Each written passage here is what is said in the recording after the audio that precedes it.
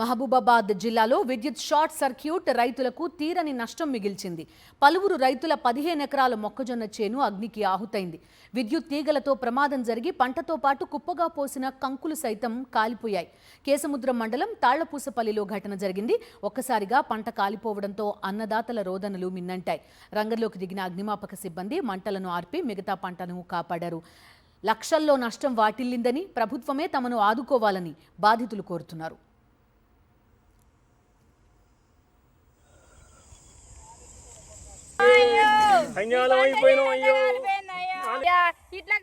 మేము పెట్టుబడి పెట్టి పొద్దున్న లేస్తే ఇళ్ళనే మేము మా పిల్లలకు గవర్నమెంట్ స్కూళ్ళల్లో చదివించుకుంటా బతుకుతున్నాం. వెళ్ళలేక ఇలా మా అత్త మా మామ కూడా మొత్తం వాళ్ళకు రోగాలకు కోమాలకు పోయి మా మామ యొక్క అప్పు ఇవాళ 5-6 లక్షలు అప్పు తెచ్చినాం. దీనికి ఇప్పుడు మళ్ళీ 2-3 లక్షలు వచ్చే పంట కూడా మాకు నష్టం జరిగింది. దీనికి ఏమన్నా కల్పించాలని దయచేసి మేము గవర్నమెంట్ నాకు కల్పించాలని కోరుకుంటున్నా. ఇంతేనా మనవి.